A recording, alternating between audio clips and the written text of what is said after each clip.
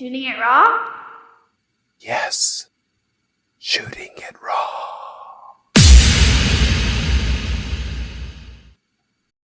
Yeah, the book is the Two Ronnies.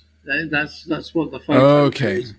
So that goes back to my BBC connections. Okay. And the Two Ronnies was, as I say, the beginning of my, if you like, comedy career.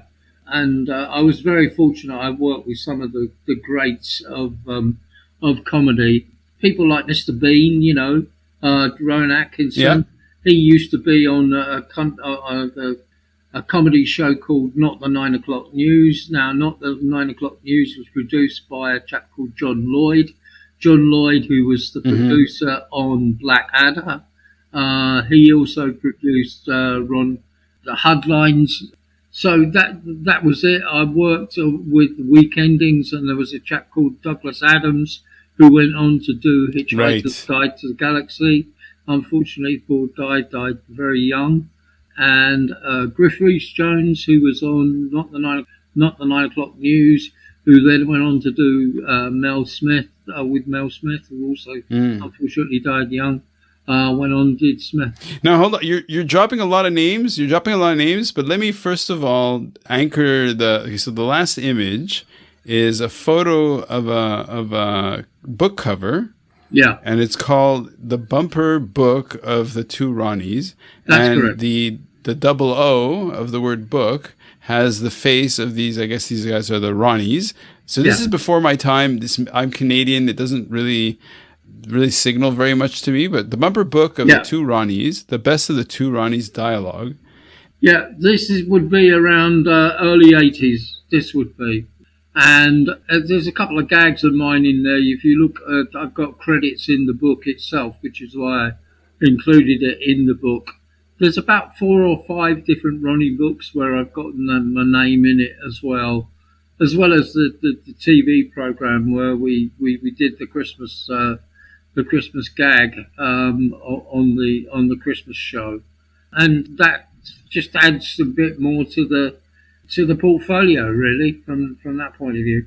If you go on to Google and you look up my name, you'll see BBC comedy writer, which is great because I'm in a list of comedy writers who are seen as being the best in the business, and it's nice to be in that company. I've just finished 2 kids' books, so I'm looking at getting a kids' publisher. I'd like to be able to find a kids' publisher that is outside of America. I'm working with a mate of mine who is putting together a screenplay for a sort of a con man. Yeah. We're trying to work on the script together. It's quite complex as well.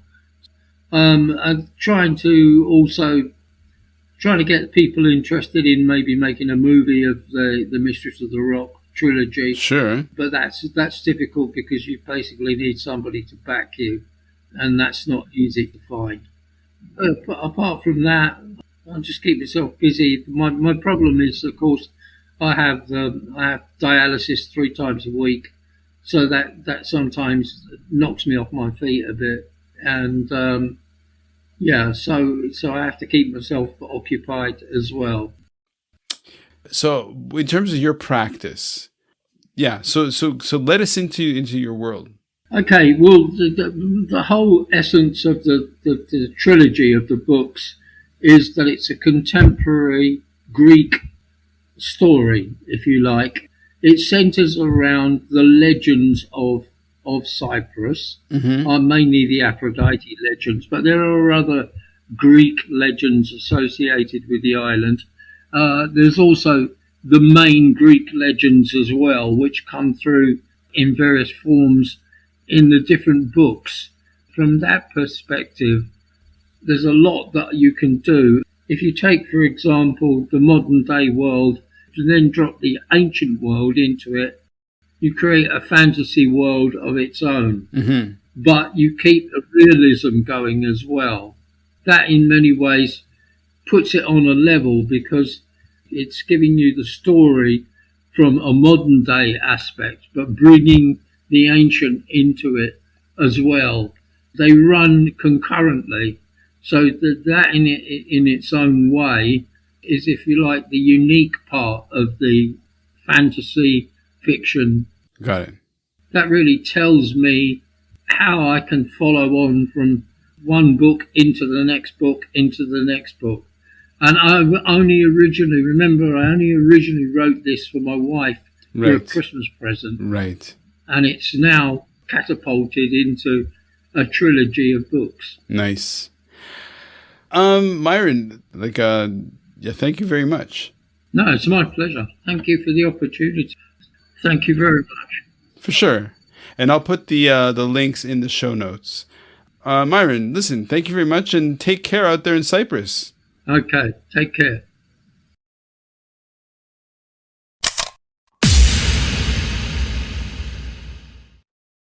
So is life really a gift? Really? Can you make every second count? That's the whole point of the podcast. So if you like what you've seen and you're inspired, because that really is my mission, then please give it a like, subscribe, and share. Shooting it raw?